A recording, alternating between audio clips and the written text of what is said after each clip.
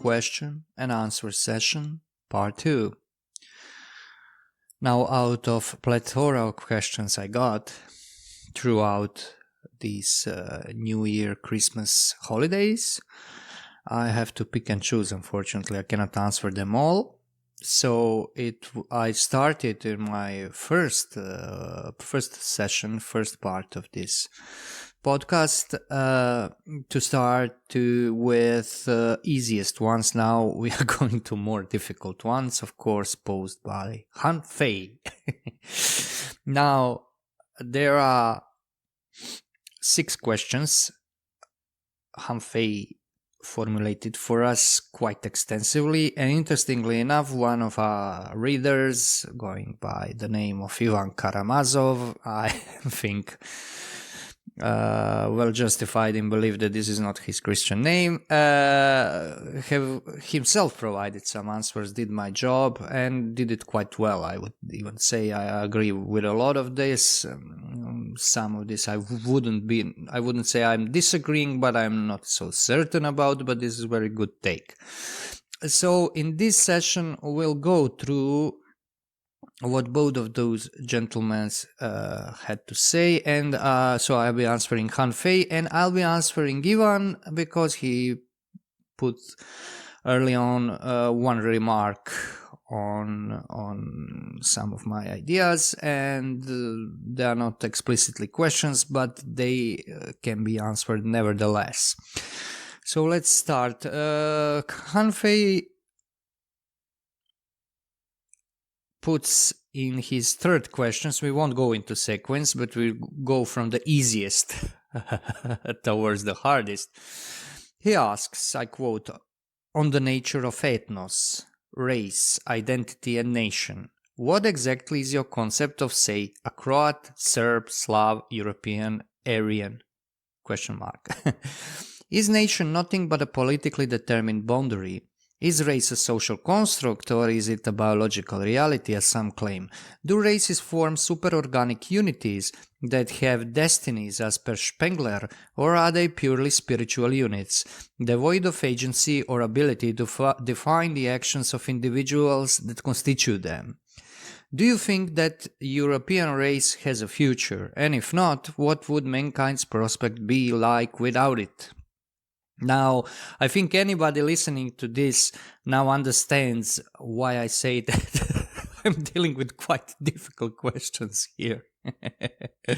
You might as well ask me to count all the grains of sands of all the beaches on Earth and all the deserts of Mars, but why not give it a shot? So, this is the question that I consider very good because it is the question I myself often pose. And I'm not able to answer in a manner that would completely satisfy me. I think that the best answer to this question is to describe the attitude towards it, and that would be epistemological humility. Ivan, who tried to answer this question for me in answers to Han Fei, more or less correctly, I think, said that and I paraphrase, that this question is not really answerable that it is, I quote, very difficult, impossible to study.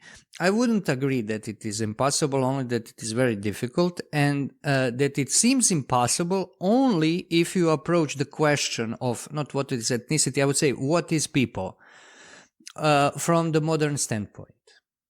And modern standpoint implies, in my mind, that you have to have metapolitics or metapolitical theory that explains what is people, and more precisely, what is your own people. This is something, also in my opinion, that started to emerge in the modern age, in the birth of modernity, with consequent birth of nationalism, because nationalism is the substantial political form of modernity, I would say. It's quite paradoxical when you see today this concentrated attack on any kind of nationalism. From my experience, from my own country, it is even doubly concentrated because Yugoslavia, the former communist federation, of which my country was a constituent state, had this knack for laying all the ills of cosmos itself on nationalism, simply for the reason that this federation was created in the first place to solve the national question and was completely unable to solve it. So nationalism is extremely vilified term. But people who vilify nationalism conveniently forget that they wouldn't be able to exist if they consider themselves progressive, modern, etc., without nationalism. Now, to approach the explanation of what I mean by this, I have to make a small digression before modernity to pre-modern periods. A lot of people today, I guess, in the breaks between video gaming sessions, claim that nations didn't exist before modernity, that in ancient and medieval times there were no nations. Certainly there were no nation states, but nations there were, and they were sometimes called precisely that, and the term was more or less synonymous with ethnos, the Greek term ethnos, the people. It is very easy to demonstrate this. Moreover, it is not even necessary to demonstrate it because it is obvious from historical records. Only a difference, but it's a substantial difference, between this understanding of nation and what we nowadays call nationalism is the place of sovereignty, that is to say, the point of sovereignty. Who is the sovereign? Where the power lies, and consequently, from where does this meta-political theory spring? And in the pre-modern times, it was not the people. It was either aristocracy or royalty, most likely, sometimes even vague oligarchy, or even priesthood in some peoples, or mix thereof, of course, but never the people, never the what we now consider a sovereign, a substance of sovereign nation, because sovereign nation is understood mostly, if not exclusively today, as a nation, as a people ruling themselves, either through their elected representatives or someone else, but mostly through elections, through some kind of liberal democratic form. And the earliest form of nationalisms, in my opinion, and as far as I know, although I'm not neither historian nor politologist, but I study these things, and I think that I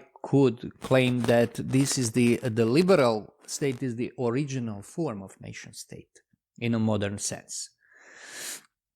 So nationalism is a nation that acquired sovereignty.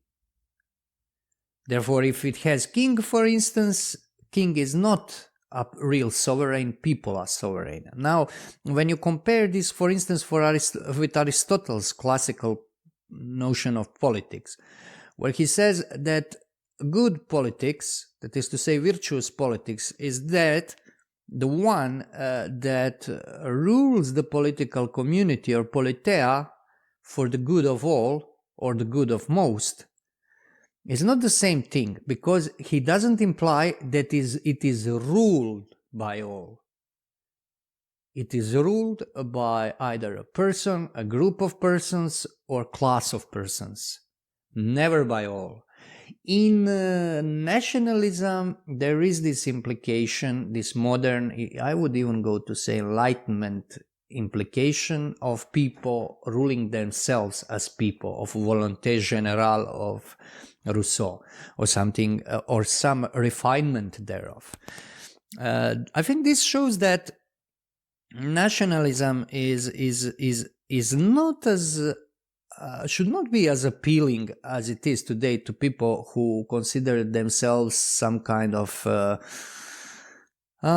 defenders of the continuity with the past, trying to stop this process of dissolution in the, let's call it, global world, or at least the world where there is no idea of something substantial, something given that you cannot change and that you have to cherish, and so on.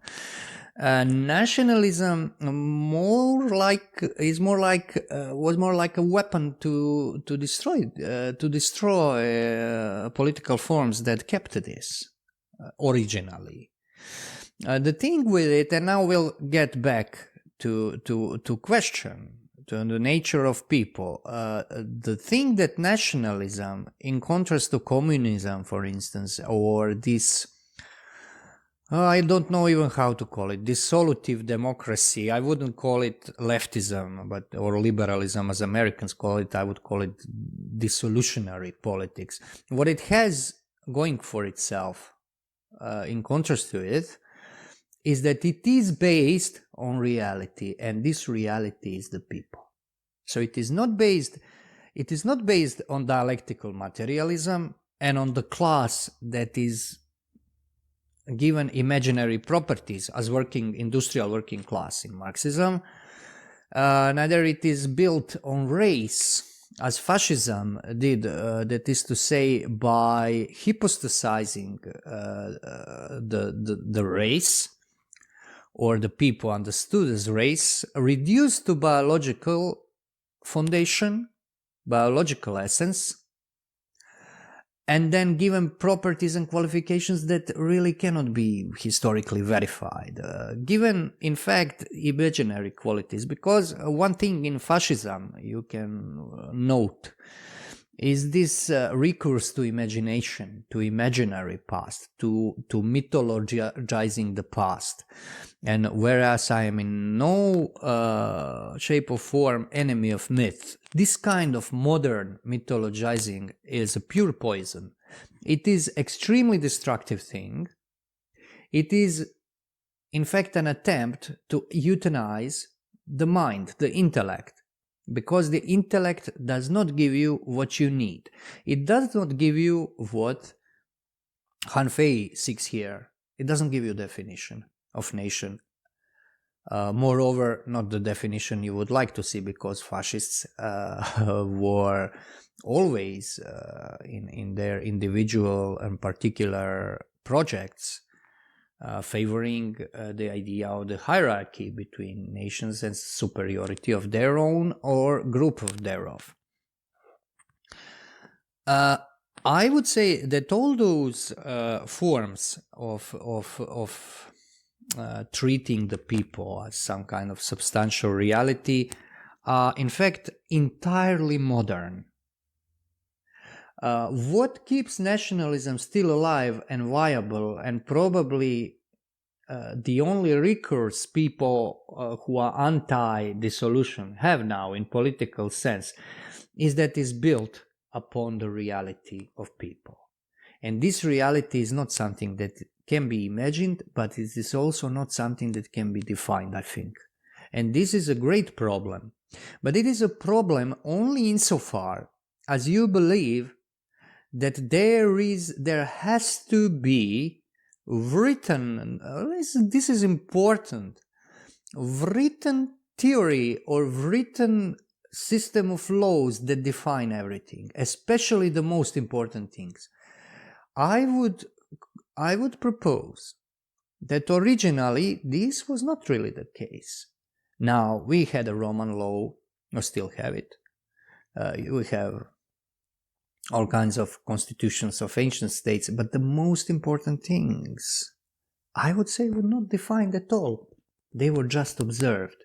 And one good, and I would recommend here, I already did it, I do it again, I would recommend Joseph de Matter and his essay on the generative principle of political constitutions, where he writes about this. The idea, namely, that the best constitution is always the unwritten one, that the best laws, the laws that define, in fact, that is to say, that depict the very human nature, cannot be written.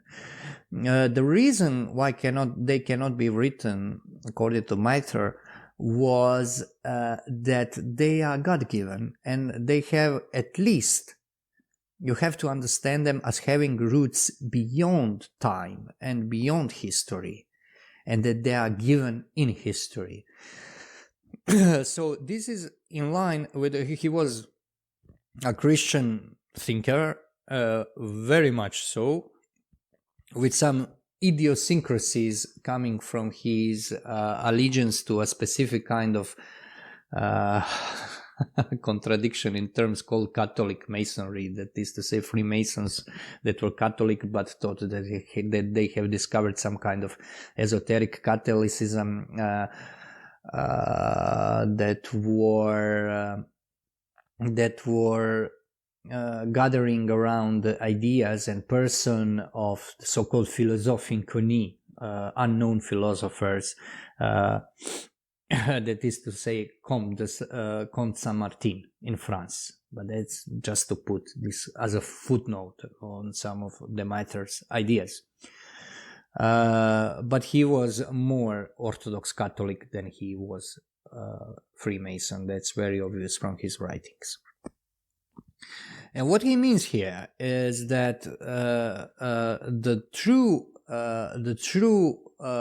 politeia, the politeia that is best, is the one that is not able to constitute itself, but is constituted. That is to say, the constitution, the thing that brought it into existence, is not something you can lay out in all its details and thus put in the laboratory to do it again. Because the whole point of having a pure theoretical foundation of something is the ability to repeat it. That is to say, it is the ability to exercise power over it. The Mitre thinks, and I think rightly, that the origin of peoples and the origin of states, great states, or states that were historically important, is not something that people could consciously create. Consciousness does not play part here. This is kind of like opposite of standard modern understanding of nationalism and a nation that is present in Hegel, for instance, who believed that nation is what makes a historical subject. You cannot be historical subject without nation. Not having a nation disqualifies people. And because nation is kind of this historical individuality that stems from the, and this is where he agrees even with Mitre, with what he calls Sittlichkeit. Sittlichkeit is not simply morality, it is customary morality, let's say. That is to say, you could even say spirit of the people that gets codified in time, but it has to get codified, and is appropriated consciously, because in Hegel everything has to be conscious. Now on Kali Tribune I talked a lot about this consciousness thing, how wrong it is to confuse it with insight. It is not insight, it is projection and externalization of something. So Hegel wants to see things externalized. The spirit, the power of spirit is measured on its ability to externalize itself, to go out of itself. Whereas if you just give a look to my small Christmas article just from 25th of December last year, I say something about this. Mitre has this Orthodox Christian understanding that expression is not, at least for human being, expression is more like losing of the power of spirit. because the real strength is inside, and because of this tragic position that human being has in this world, for the reason of its fallen nature, is that any kind of externalization or articulation of its inner essence tends to diminish this essence, and it has to return it back into itself. Whereas in Hegel, this is very different, although done with extreme philosophical subtlety and always worthy of study, which cannot be said for every philosopher of his age. So I would say that leaving the nation and peoples undefined is, in fact, a necessity. They just are. And this does not mean that those are transcendent realities. This just means that they are not to be the subjects of strict sciences.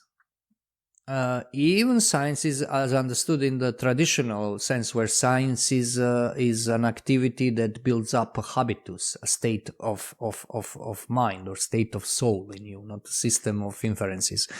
So whenever you are, I notice this, whenever leftists try to provoke somebody that is aware of his belonging to people, that to get him in the trouble, as they say, define it, and people come up with definitions and so on, but they're never satisfactory. And it's easy for leftists to do something like that, because left is purely theoretical construct, left in the sense of, for instance, theoretical left communism. But I would say that all left,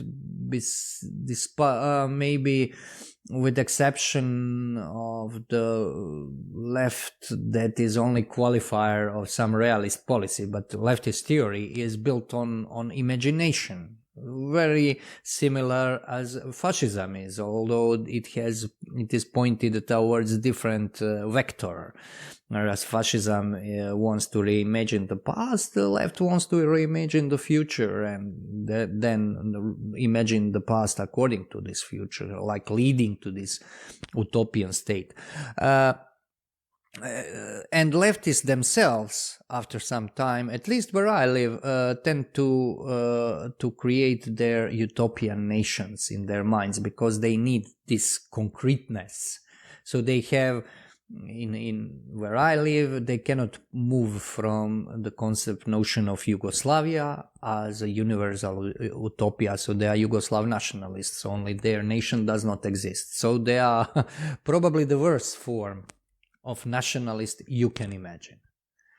And they are surprisingly, when you think about it, surprisingly conservative or retrograde, because they are always looking to the past, to the specific time of 40 years between World War II and the fall of the Berlin Wall. Very peculiar thing. Peculiar to ex-Yugoslav leftists. So that would be my take, more or less, on this. Of course, there's always more to say about this, but I don't have time. This will be a long one, despite this. So, let us take a harder question. We'll put one question into two. So Han Fei asks, on morality and politics, can history of unfolding events as well as analysis of political actions be ever considered from a moral point of view or given an ethical value judgment? And if so, in what way can this be done in order to avoid moralistic pitfalls such as demonization or deification that obscure and cloud the sound, reasoned assessment of what is true? That's one question. The other, on the nature of anger and fear. Oh, sorry. I lost it a bit. The website closed. So, on the nature of anger and fear. What exactly does anger and fear constitute in the traditional mentality, particularly in writings of the medieval scholastics? Why is the evangelical imperative of love thy enemies and turn the other cheek so relevant for this modern age? Does this entail complete passive acceptance even in the face of violence and destruction, as some neo-pagan critics of Christianity seem to lodge forth? When we feel a strong repulsion against something or someone, is it not true that we fear an aspect of ourselves that we create to fill in the chasm of understanding separating us? Well, could mean that, but let us get back to the beginning. So is there a basis of value judgment in history? Obviously there is, although I wouldn't call it value judgment. I have this knack of, when I consider the usage of words, no matter how popular or prevalent, to be wrong, I just don't use them. This is my without explanation. Value judgment is economical, not a moral judgment, because values are not moral. I know it's prevalent, we all use it more or less, but this is something 19th century given us, I think, most of all Nietzsche, to make values a kind of surrogate for virtues or goods, as were called in Greek purposes of action, of good action. Values are concerned with material well-being. It's an economic term. It's a price label. So that aside, moralistic pitfall. Well, you fall into moralistic pitfall when you have a theory of conducting warfare today, where any kind of let's say destroying your enemy in any other way than giving him a moral lecture could be a war crime. A war is based upon the premise of destroying the enemy in some way, and there are differences only as to in what way, and everybody who was participant in the war will tell you that there is very little of this noble friendship among the fighting, where people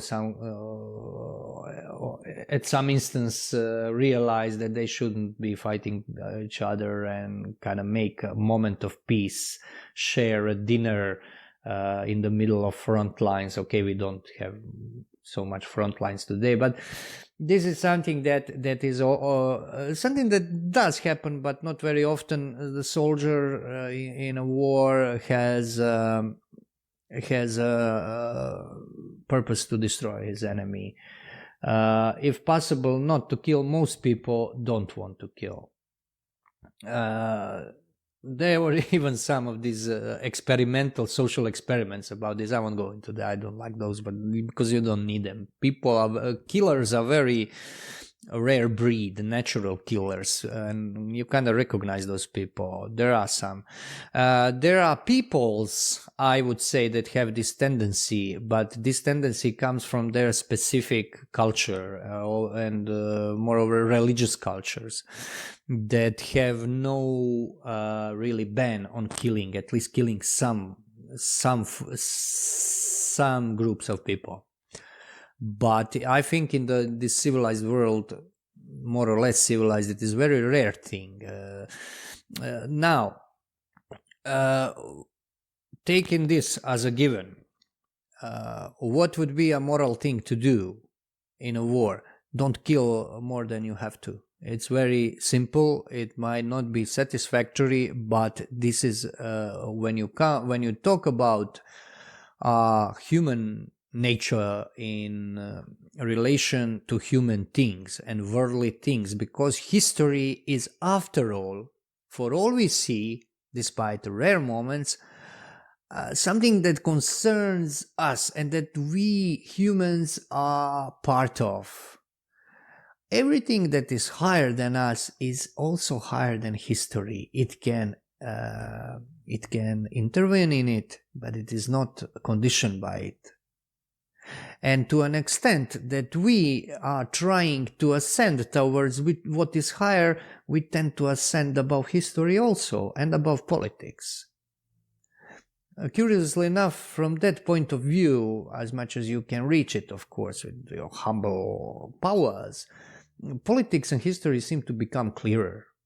Because I think this, what I just said about war, is quite a common sense thing. Now, Ivan also answered this question. I won't go into our disagreements. It's mostly very, very prescient and intelligent, so I'll leave it at that. On the just war theory, of which I'm not expert, I know I tend to quote Thomas Aquinas very often, but I'm a selective reader. This is not the part I studied in depth, this political part, especially just war theory. I won't go into theory. I'll tell you what I consider to be just. And it's a defense. You have a right. No, you have a right. You have a duty to defend your life. The Christian idea is not idea. It's a principle. It's an exemplar. Christianity don't have ideas in origin. In Gospels, it has exemplars. You have Jesus doing things to show you what you should do, but doing them divinely, and you should copy them humanly. So this is where theology comes in, because this is where the conundrum begins and misunderstandings. And you would never have, I think, Christian theology.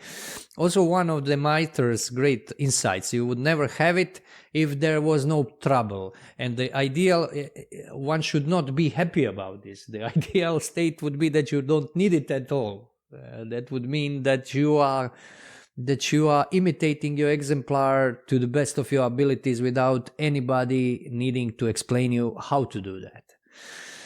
So when he says turn the other cheek, as Ivan in his answer correctly notes, this applies to inner motivation of the one who slapped you. You are not to condemn him. You are not to kind of like see him as absolute other from you. I'm sorry for using this loaded term, but sometimes I have to struggle because English is not my original language, and these are very difficult subjects. So this means that this is in line with this message and gesture of Jesus that he constantly repeats, namely that in the eyes of God, all humans are equally, let's say, guilty, but also equally beloved.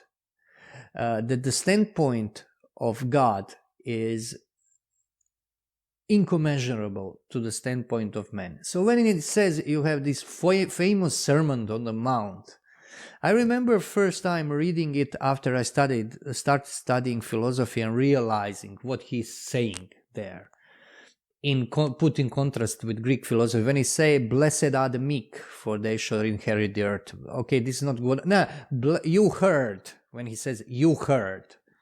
Love your friend and hate thy enemy, but I tell you, love your enemies, bless those who prosecute you, and so I'm not quoting here.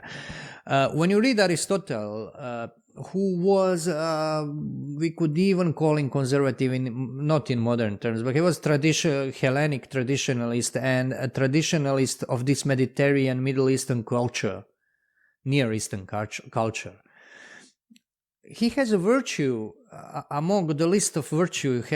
You have nemesis, the righteous vengeance, the righteous indignation when somebody who doesn't deserve something gets that something.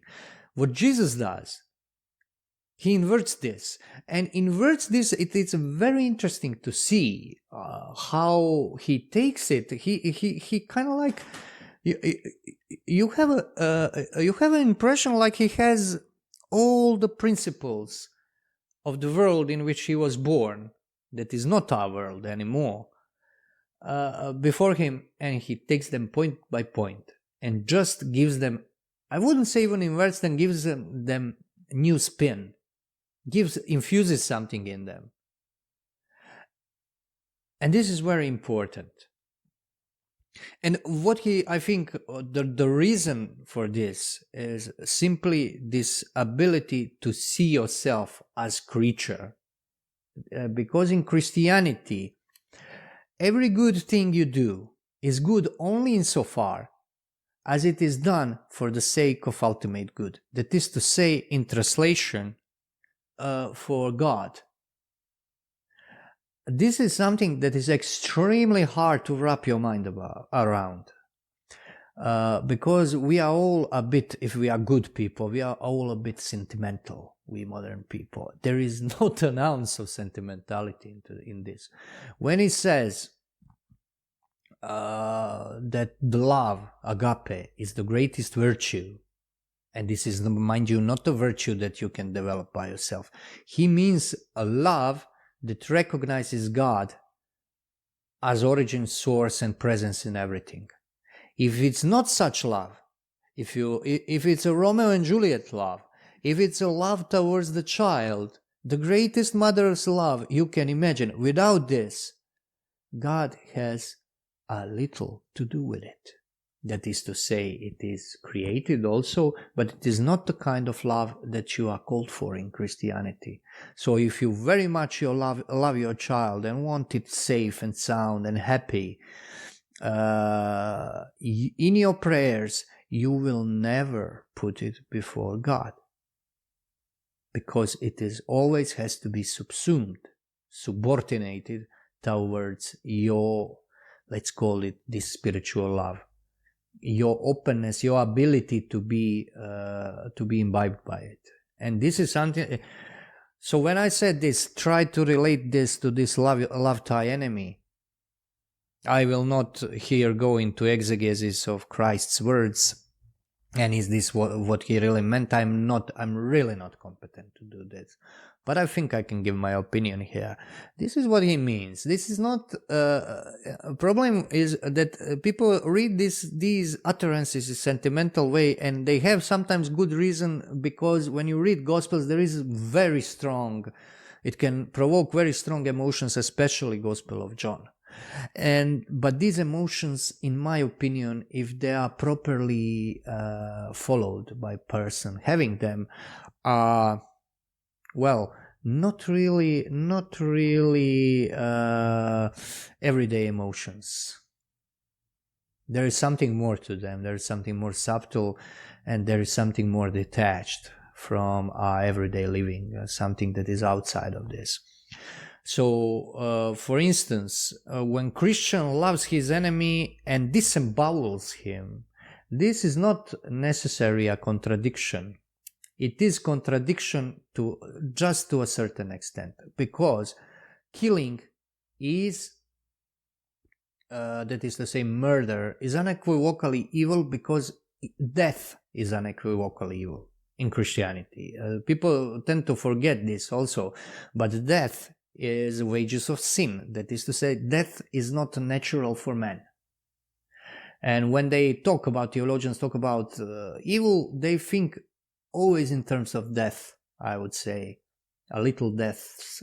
Every negation is kind of participates on the ultimate negation. And this is ultimate negation is negation of existence. But this negation of existence I have a much better word in Latin, esse, act of being.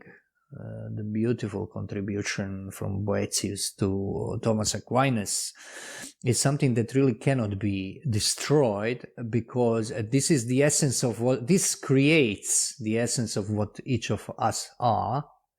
This is the innermost sanctum of one's being, and it is not property of one's being. It is not something you are, it is something you have because it is given to you. This is act of God in every creature. Because, as I often say, creation is not to be understood as causa finita, as something that is accomplished, but something that is always present. It is accomplished, but it is also always present and will be always present. This is not to be understood in temporal terms. Temporal terms have to be understood as symbols for it. And this is essay. You don't create yourself. And this fact that you don't create yourself paradoxically gives you the utmost uniqueness. The uniqueness that you could never provide to yourself. No human being is allowed to try to destroy this. And destroying this is condemning somebody to hell. You cannot destroy God's creation, that you cannot destroy the fact of creation, but you can, this being that is created can delude itself for all eternity, condemn itself to eternal delusion. And I think I agree here to some extent with Ivan, who answered this already for Han Fei. This is the essence of this non-judgment. Because after all, you don't know. I already spoke about this a bit, that it is the knowledge of other man's heart is not analogical. That's something that I often see in Anglo-Saxon, especially philosophy, that we know other people through analogy of what is going on inside us. I don't really believe this to be true. It is to some extent, but true insights, these intuitive insights, come from participation. Both you and the other have to participate in something communal, because the content of one's heart is something that is inner, and to know the inner contents is not an easy thing. It's not something that you can just infer from the outside. You can always miss. And these things happen. I'm talking somewhat from my experience, because I noticed this in people, that people can surprise you to such an extent that you see that somebody maybe who you knew for 30 years and even lived with for 30 years, you didn't really know. I remember my cousin, God rest her soul, she died just 3 weeks ago, when she was divorcing her husband. They were one of the most harmonious couples I ever knew, and then she discovered that he was cheating on her. And she was so good and so naive that she told me if it was me, I would tell him. But he was not telling her. In the end, they didn't divorce. They spent a life together to the end. Very bitter and very prolonged end. But what she told me, I remember that vividly, was, now I realized we slept together for, I don't know, 20 or something years. I never knew him. And this is something that is prevalent. It is prevalent, something that you will often read in literature from my part of the world, from Balkans, Eastern Europe to continental Europe. To some extent, this maxim, quote, who can know oneself? And this is one of the insights you kind of suck in with your first breath here. So it's very, very, very clear to me. I believe maybe if you come from different culture, it would not be so as clear to you. It will be murky. But this is it. So as for just war theory, I won't go into theories. There is a thing like a just war if you're defending your existence, and if you're defending your ability to live this existence in a certain way that is good, it is just. It only doesn't mean that killing people will not leave a mark on you, the mark of sin, because it's a sin to kill. And this it may seem paradoxical to you, but the whole Christian outlook is built upon premise that you really can't do the main thing. You can't fix yourself. That is to say, you can't escape this contradiction. All you can do is seek the liberation from them. But this liberation is outside. It's already in dissolving the history, in coming into state that is completely different of what we have now. And therefore, a lot of these left, if not all, leftist utopias are in fact inversions of of the idea of the resurrection of dead, of the final victory over death that is present in the Christian creed and is read every Sunday at Mass. So I am aware that this is not a 100% answer to the question, but this is as much as I can give. We are already going very, very far with this. I skipped the question on the left-hand path. I think Ivan answered it admirably. Also a question about Trump. That is to say, I'll just say in short, was I wrong to consider that the left, this burgeoning, this hypertrophy of leftist lunacy will bring about some kind of hard right? At this moment seems I was, at least in America, but I was not thinking on America, and I was not thinking short term. I think that this extreme will provide either corresponding opposite extreme or bring about the solution itself. But I won't go into this now. The other question was on the relation between Judaism and left-hand path, occult and things that pertain to it. Ivan, I think, answered this very well, and I'll just note one thing. Just a minute. It's not in answer to this question, but it's pertinent to it. He said something about neo-paganism. I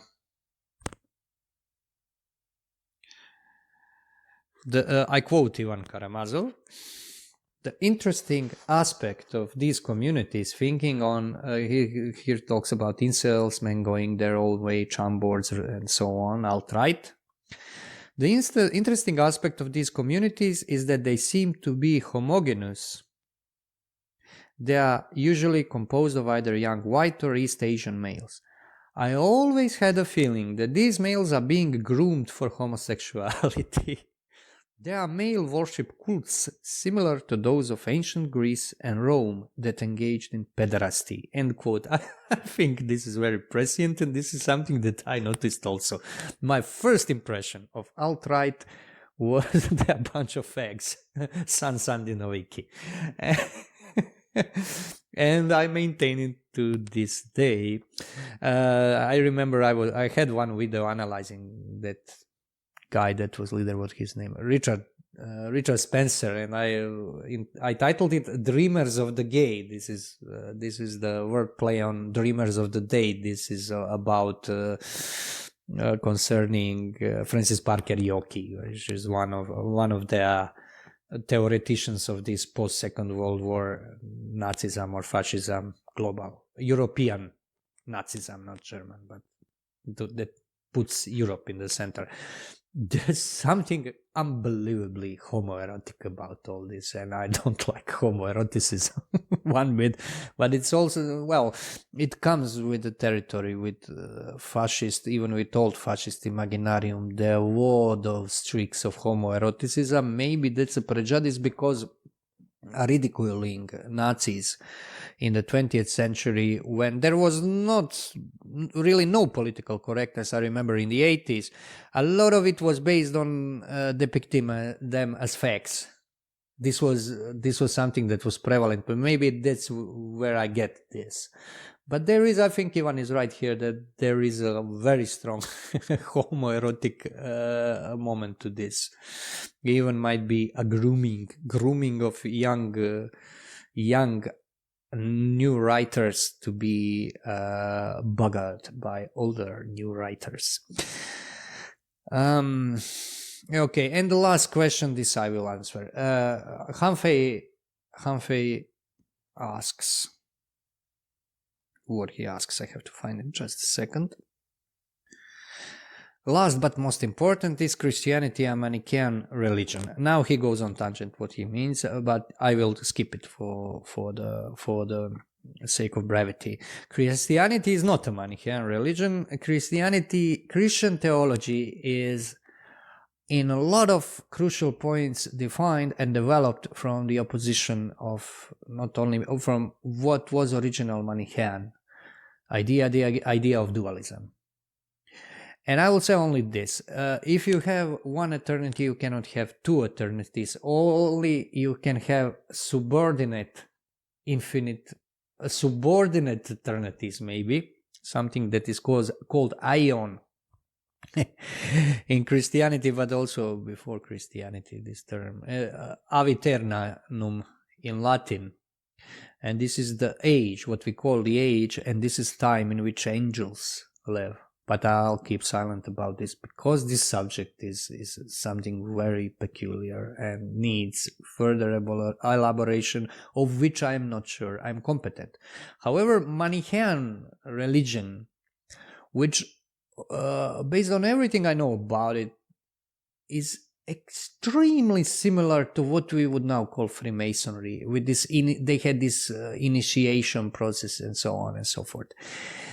Poses two equal principles, two equal perfections, and two equal eternities, as far as I can see. And you cannot have two.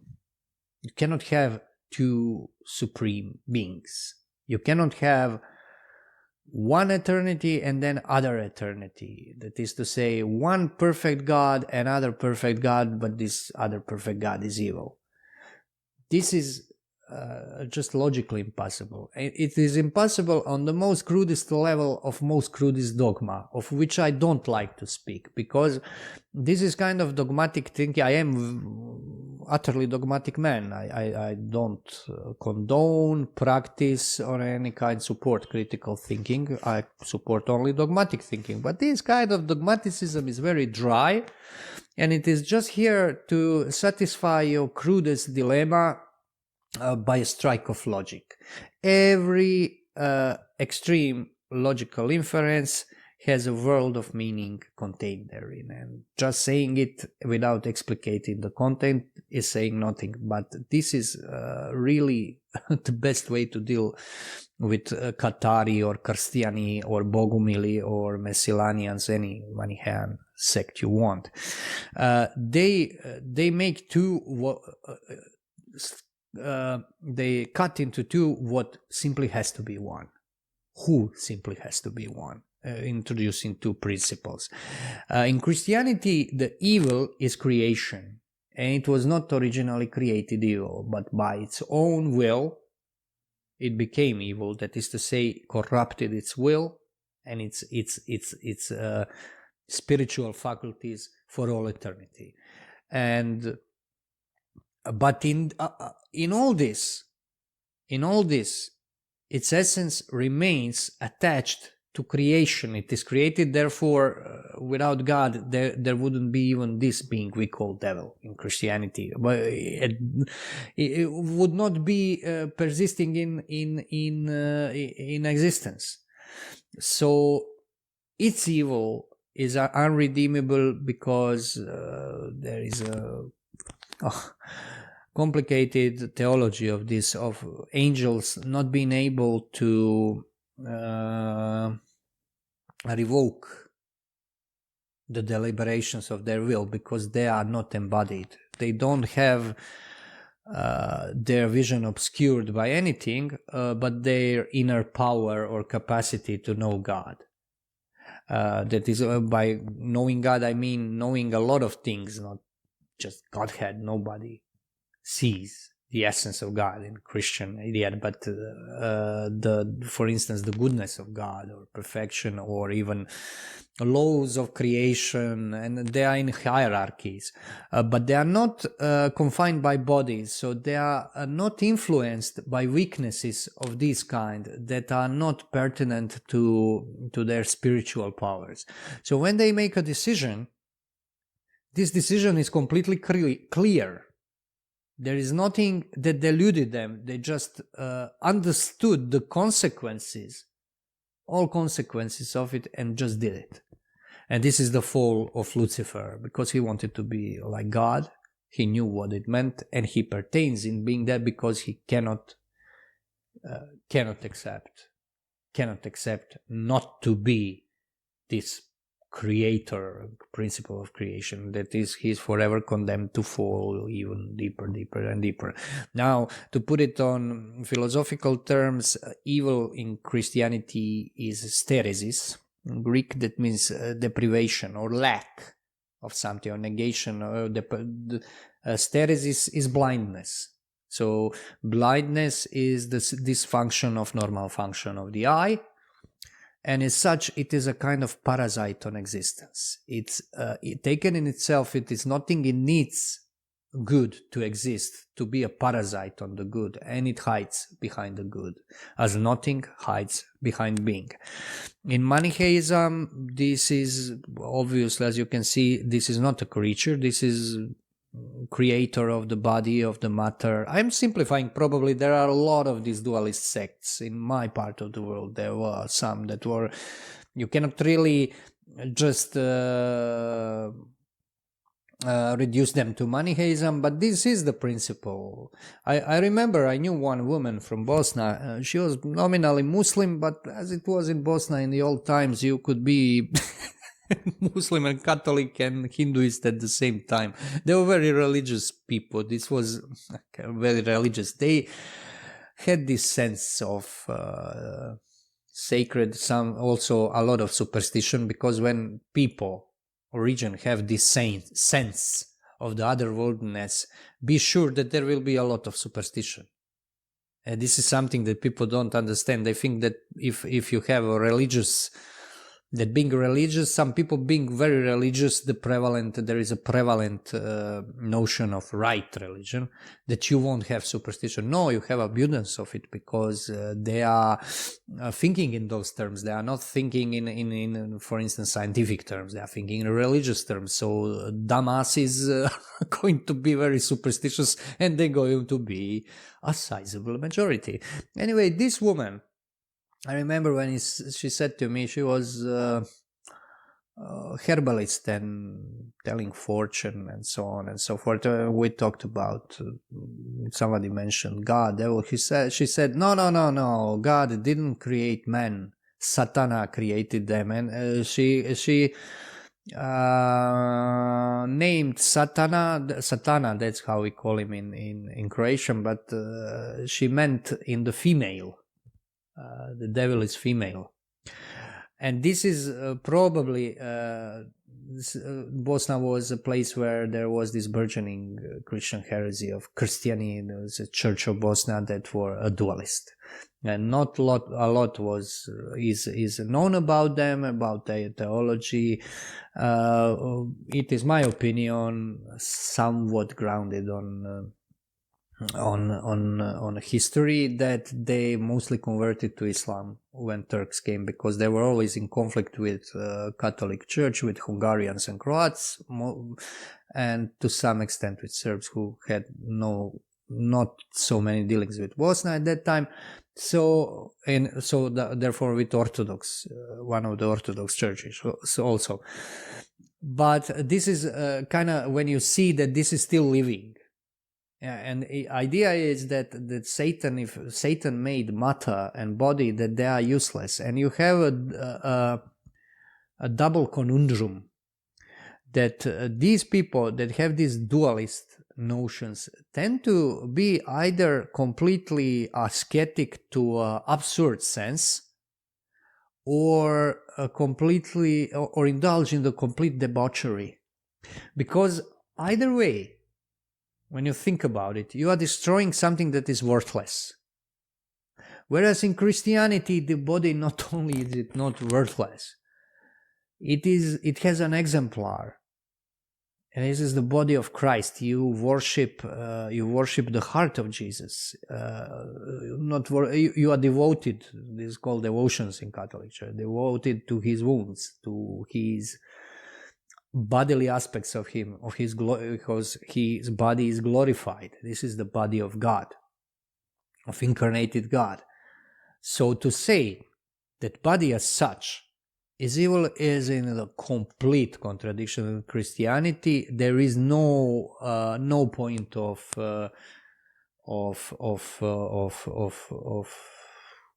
reconciliation with these dualist notions.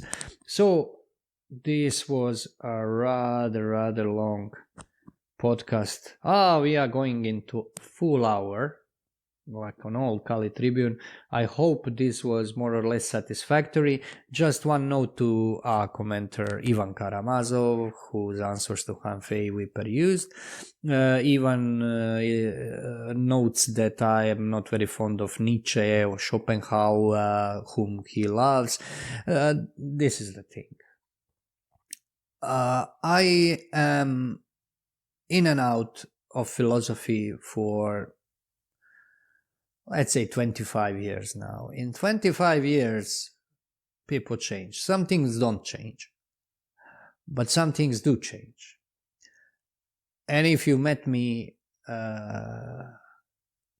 25 years ago, I would be enamored by Schopenhauer. I loved Schopenhauer. I love him still because he was evil old bastard. So when you read Schopenhauer, especially in Serbian translation, because Serbs have this knack for black humor, even sometimes unintentionally. So when they translate his tirades against Hegel, his insults towards other philosophers, it tends to be hilarious and kind of very.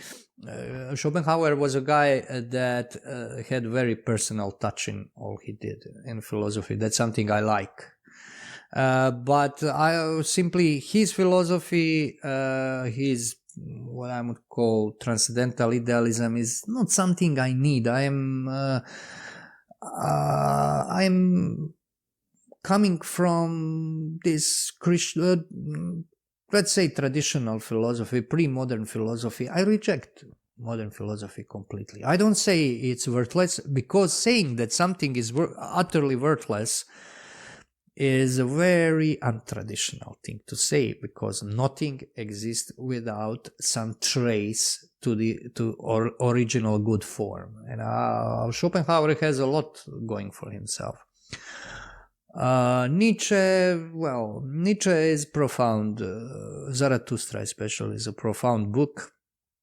I think he was a man who lived with utter damnation, self-inflicted damnation. He was a kind of prophet of modernity. I think he even self-consciously took the role. Why somebody would do that is beyond me. And I think the best explanation of Nietzsche is Thomas Mann's Dr. Faustus, because the main character, that is to say the object of the book, about whom the book is not the narrator. Adrian Leverkühn is a combination of, I think, Schoenberg, the composer, and Nietzsche. But his demise at the end of the book, his fall into madness and futility of it all, is I think very good description of Nietzsche himself. My answer is I don't really need them, and my time, as you get older, you realize your time is ever shorter. So I don't indulge so much in them. I used Schopenhauer's works on synchronicity. That's not how he called it. Did he call it correspondence of how he called it, of the outer events to our inner states? It's very, very insightful, but not as insightful as Thomas Aquinas' writings on destiny. I mean, I don't need Schopenhauer. I would need him if I would believe that modern science and philosophy made church fathers, Plato, Aristotle, Thomas Aquinas, or also obsolete. I don't believe that. I'm not convinced, and therefore I don't need these modern modifications that have relation to origin, but they are nonetheless less original than those that went before modernity. So that would be my answer. Thank you for your attention for this long podcast. This is Branko Malic signing out.